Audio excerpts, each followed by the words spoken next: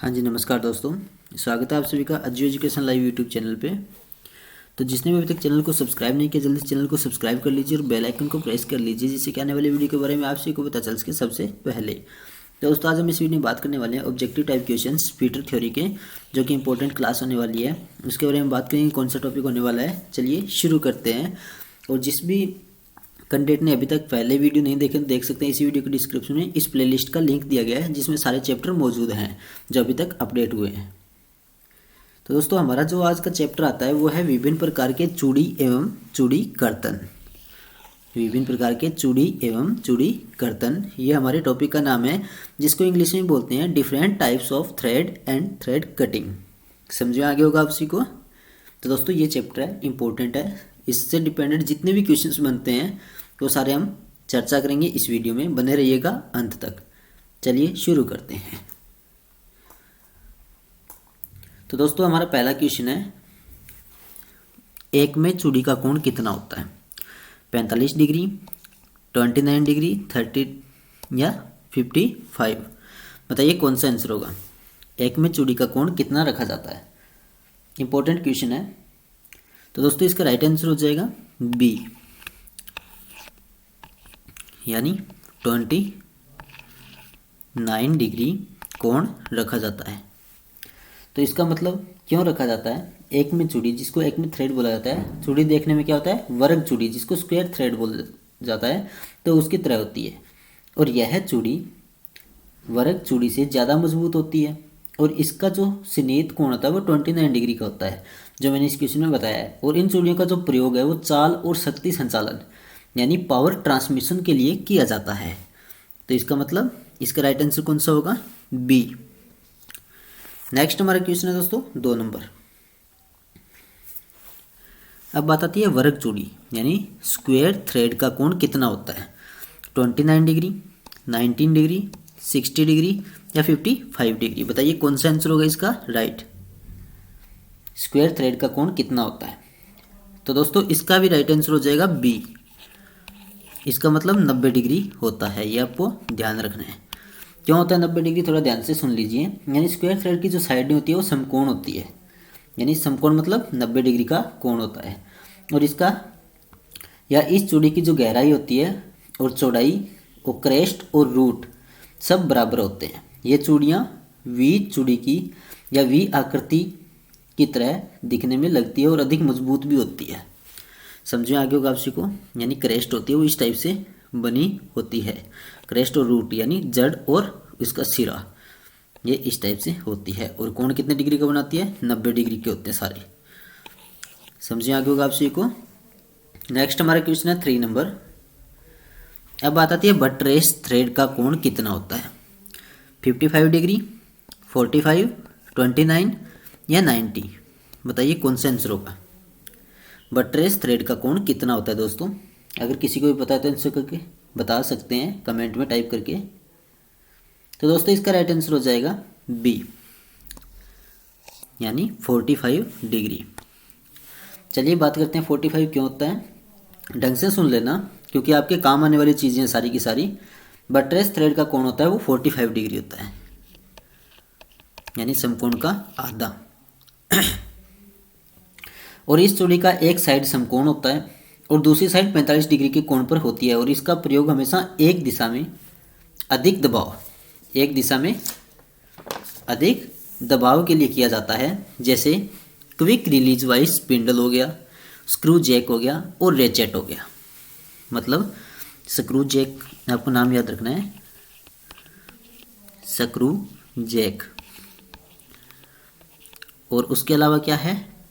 Ratchet. Fitter वाले जानते होंगे रेचेट, स्क्रू जेट के बारे में। नेक्स्ट हमारा क्वेश्चन है दोस्तों 4 नंबर। अब बात आती है बेंच वॉइस के स्पिंडल में किस प्रकार की चूड़ी या थ्रेड कटी होती है? Metric thread, Acme thread, buttress thread या ब्रिटिश थ्रेड? बताइए कौन सा आंसर होगा। तो आप हिंदी में भी देख सकते हैं, मैट्रिक चूड़ी, एक्मे चूड़ी, बटरेस चूड़ी या ब्रिटिश चूड़ी। कौन सा आंसर होगा? बेंच वॉइस के अंदर स्पिंडल में किस प्रकार की चूड़ियाँ होती है? तो दोस्तों, इसका राइट आंसर हो जाएगा सी, यानी बटरेस थ्रेड होती है हमेशा। और इस चूड़ी का एक साइड होता है वो समकोण पर और दूसरी साइड 45 डिग्री के कोण पर होती है और इसका प्रयोग एक ही दिशा में अधिक दबाव के लिए किया जाता है। समझे आगे होगा आप सभी को। नेक्स्ट हमारा क्वेश्चन है दोस्तों, चलो मैं आपको लिख के बता देता हूँ। इसमें क्या क्या होता है, जो एक साइड होती है ना चूड़ी की, वो तो होती है समकोण। समकोण मतलब 90 डिग्री का एंगल बनाती है। दूसरी साइड होती है वो 45 डिग्री का एंगल बनाती है। नेक्स्ट हमारा क्वेश्चन दोस्तों 5 नंबर, चूड़ी के नीचे वाला भाग जहाँ दोनों साइडें मिलती है वह क्या कहलाता है। यानी चूड़ियाँ होती है इस टाइप से कटी हुई, जो नीचे वाला भाग होता है अंदर वाला, जिसमें जो चूड़ियाँ आपस में मिलती है, जैसे मान लो ये इस टाइप से मिलती है, तो इस भाग को क्या कहा जाता है, ये इस क्वेश्चन में पूछा गया है। रूट बोलते हैं, क्रेस्ट बोलते हैं, या डेप्थ ऑफ थ्रेड बोलते हैं, या फ्लैंक बोलते हैं। तो दोस्तों नाम से ही पता चलता है, तो इसका राइट आंसर हो जाएगा ए, यानी रूट बोला जाता है हमेशा।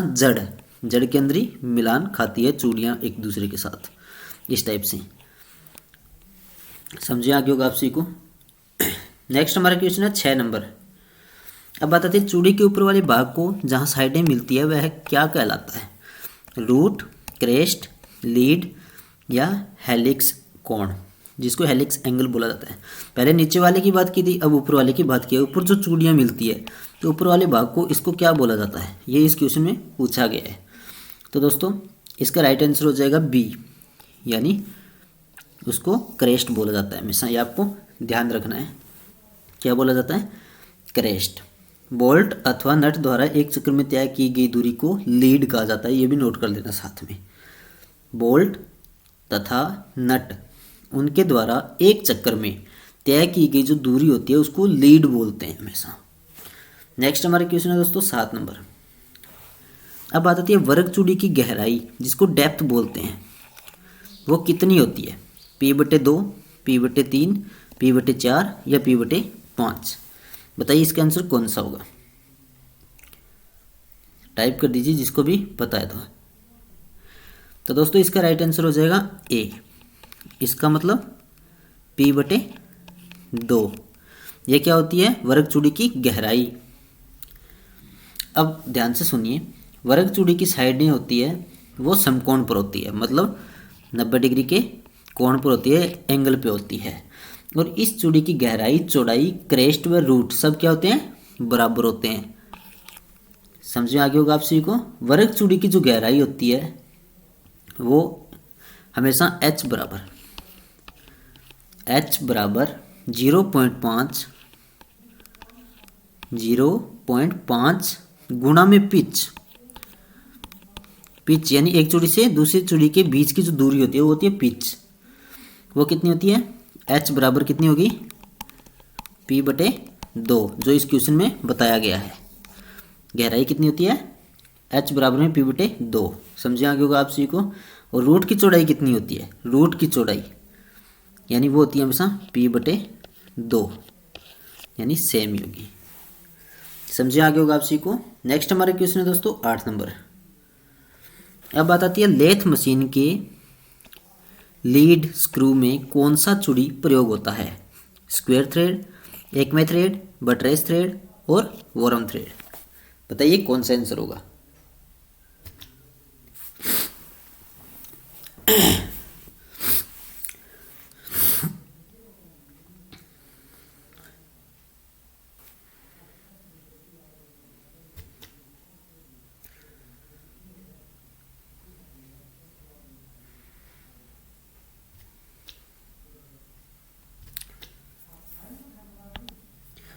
तो दोस्तों इसका राइट आंसर हो जाएगा बी, यानी एक में चूड़ी।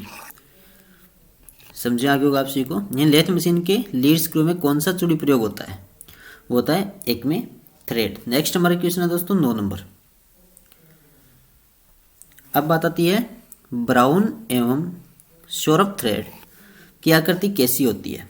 वी प्रकार की, एक तरफ झुकी, या वर्ग प्रकार की, या नकल चूड़ी प्रकार की। इस टाइप की होती है, जल्दी से बता दीजिए जिसको भी आंसर पता है। तो दोस्तों इसका राइट आंसर हो जाएगा सी, हमेशा वर्ग प्रकार की होती है। वर्ग प्रकार की मतलब ब्राउन एवं सौरभ चूड़ी की आकृति हमेशा स्क्वायर टाइप की होती है। और ब्राउन एवं शार्प थ्रेड का जो प्रयोग है वो गियर चालन में किया जाता है, ये भी नोट कर लेना साथ में। नेक्स्ट हमारा क्वेश्चन है दोस्तों 10 नंबर।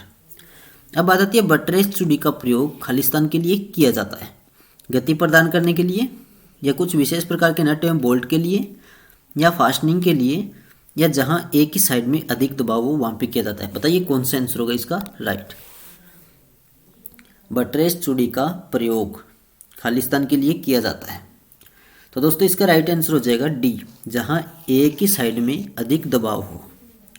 मतलब बटरेस का या बटरेस जो थ्रेड होती है, चूड़ियाँ होती है, इनका प्रयोग वहाँ किया जाता है जहाँ पर एक ही दिशा में अधिक दबाव हो, जैसे क्विक रिलीज वाइज स्पिंडल हो गया, स्क्रू जैक हो गया, रैचेट हो गया। और इस चूड़ी की जो साइड अक्ष के समकोण पर और दूसरी साइड 45 डिग्री के कोण पर बनी होती है, यानी एक साइड किस पे होती है 90 डिग्री और दूसरी 45 डिग्री, यानी डबल कोण बनाती है बटरेस चूड़ी, आपको ध्यान रखना है। नेक्स्ट हमारा क्वेश्चन है 11 नंबर। अब बात आती है दोस्तों मल्टी स्टार्ट थ्रेड्स, यहाँ पे मिस टाइप हो गया।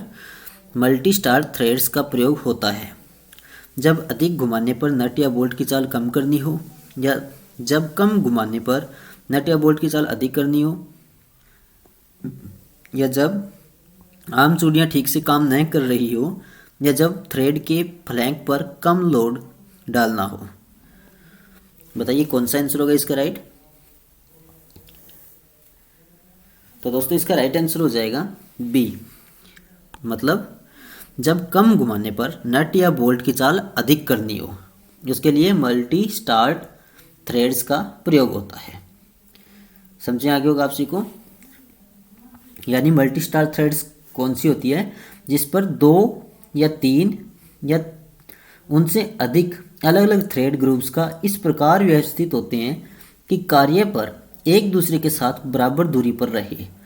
और मल्टी स्टार्ट थ्रेड में क्या होता है, थ्रेड की लीड पिच गुणा में थ्रेड के स्टार्टों की संख्या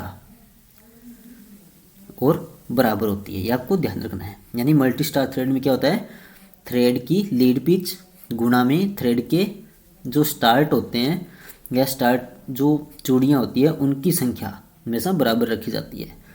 और मल्टी स्टार्ट थ्रेड का प्रयोग जब किया जाता है तब प्रत्येक चक्र में तेज मूवमेंट की आवश्यकता हो, यानी जल्दी जल्दी हमें घुमाने की आवश्यकता हो। और जब कम घुमाने पर नट या बोल्ट की चाल अधिक करनी हो तब मल्टी स्टार्ट थ्रेड्स का प्रयोग किया जाता है। यानी इसका राइट आंसर कौन सा होगा, बी। समझे आगे होगा आप सी को। या किसी को समझे ना आए तो कमेंट में बता देना टाइप करके। नेक्स्ट हमारा क्वेश्चन है 12 नंबर। इसका आंसर बताइए क्या होगा। एक तिहरी चूड़ी स्क्रू यानी ट्रिपल थ्रेड स्क्रू खालिस्तान पर होती है। लीड बराबर पिच, लीड बराबर 3 गुणा में पिच, या लीड बराबर में पिच बटा में 3, या लीड बराबर में 9 गुणा में पिच। बताइए कौन सा आंसर होगा। यह भी इंपॉर्टेंट क्वेश्चन है। तो दोस्तों इसका राइट आंसर हो जाएगा बी, यानी लीड बराबर में 3 गुणा में पिच एक तिहरी चूड़ी स्क्रू पर होती है। नेक्स्ट हमारा क्वेश्चन है दोस्तों 13 नंबर। अब बात आती है एक पेंच की चूड़ी प्रदर्शित की जाती है। दीर्घ व्यास इंटू पिच, लघु व्यास इंटू पिच, दीर्घ व्यास इंटू लंबाई, या मध्य व्यास इंटू पिच। कौन सा आंसर होगा। तो दोस्तों इसका राइट आंसर हो जाएगा ए, मतलब दीर्घ व्यास गुणा में पिच। ये आपको ध्यान रखना है, ध्यान से सुन लीजिए। एक पेच की चूड़ी दीर्घ व्यास गुणा में पिच के द्वारा प्रदर्शित की जाती है। जैसे आपको उदाहरण दे देता हूँ, M10 गुणा में 1.25, 1.25 में दीर्घ व्यास कितना है 10 mm है और पिच कितनी है 1.25 mm। तो इसका मतलब ये इस टाइप से मल्टीपल हो जाएगा। समझे आगे होगा आप सी को। नेक्स्ट हमारा क्वेश्चन है दोस्तों 14 नंबर। अब बात आती है BSW का सन्निहित कोण क्या होता है। 55 डिग्री, 45 डिग्री, 60 डिग्री, या 29 डिग्री। ये इंपॉर्टेंट क्वेश्चन है दोस्तों, इस क्वेश्चन को रट लेना, बार बार एग्जाम से पूछा जाता है ये। मोस्ट इंपॉर्टेंट है, BSW का सन्निहित कोण कितना होता है? टाइप करके बता दीजिए जिसको भी आंसर पता है। तो दोस्तों इसका राइट आंसर हो जाएगा ए, मतलब 55 डिग्री होता है। अब थोड़ा ध्यान से सुन लेना, British standard Whitworth thread, BSW का फुल फॉर्म क्या होता है? British standard Whitworth thread. समझे आगे होगा आप सभी को, यानी सभी कार्यों के लिए प्रयोग की जाती है ये चूड़ियाँ, और इस चूड़ी का जो सन्निहित कोण होता है वो 55 डिग्री होता है, जो क्वेश्चन में बताया गया है। और इसके रूट और क्रेस्ट गोल होते हैं हमेशा। रूट और क्रेस्ट क्या होते हैं? गोल होते हैं। कई बार ऐसे पूछ लिया होता है वह कौन सी थ्रेड्स होती है, चूड़ियाँ होती है जिनमें रूट और क्रेस्ट दोनों गोल होते हैं, तो होते हैं BSW, जिनमें कोण 55 डिग्री का होता है। ये आपको नोट करना है, बहुत से इंपॉर्टेंट क्वेश्चंस बन रहे हैं इसमें से। तो एक बार दोबारा से देख लीजिए, जो एक में चूड़ियाँ होती है जिसको एक में बोलते हैं ACME, एक में चूड़ियाँ, उनमें कोण कितना होता है? 29 का, 29 डिग्री का होता है। एक होती है बटरेस थ्रेड, जो मैंने आपको बताया था। बटरेस थ्रेड में कितने डिग्री का कोण होता है? 45 डिग्री का। और एक होती है स्क्वायर थ्रेड, जिसको वर्गाकार बोला जाता है, उसमें कितना होता है? नाम से पता चलता है स्क्वायर, यानी 90 डिग्री का। और एक होती है ट्रापोजोइडल, यानी समलंबाकार, जिनका कोण कितना होता है हमेशा? प्रत्येक चूड़ी का 30 डिग्री। और एक होती है BSW, जो इस क्वेश्चन में पूछा गया है, यानी ब्रिटिश स्टैंडर्ड विटवर्थ, इसमें कितना होता है? 55 डिग्री का। ये सारे कोण आपको याद रखने हैं 500 चूड़ियों के नाम के साथ साथ, क्योंकि ये बहुत ज़्यादा इंपॉर्टेंट है। नेक्स्ट हमारा क्वेश्चन है दोस्तों 15 नंबर, एक बोल्ट के M24/2 का आशय क्या है? यानी चूड़ी का पिच 24 mm है तथा गहराई 2 मिमी है, चूड़ी का क्षेत्रफल 24 मिमी स्क्वायर है, या बोल्ट का नॉमिनल व्यास है वो 24 mm है और पिच 2 mm है, या बोल्ट का प्रभावी व्यास 24 mm है तथा उसका थ्रेड प्रति सेमी 2 mm है। बताइए कौन सा आंसर राइट है इसका? एक बोल्ट के M24/2 का आशय क्या है, ये इस क्वेश्चन में पूछा गया है गाइस। तो इसका राइट आंसर हो जाएगा सी। राइट आंसर कौन सा होगा? सी। इसका मतलब दोबारा से देख लीजिए, बोल्ट का नॉमिनल व्यास, यानी एक बोल्ट के M24/2 का आशय है कि बोल्ट का जो नॉमिनल व्यास है वो तो है 24 mm, पिच है 2 mm। समझे आ गया होगा अब सभी को। नेक्स्ट हमारे क्वेश्चन दोस्तों 16 नंबर। अब बात आती है एक स्क्रू की विशेषता किसके द्वारा दी जाती है? मेजर व्यास, मेजर डायमीटर, लघु व्यास, पिच व्यास और पिच। कौन सा आंसर होगा दोस्तों? जल्दी से बताइए इसका आंसर टाइप करके बताइए जिसको भी पता है।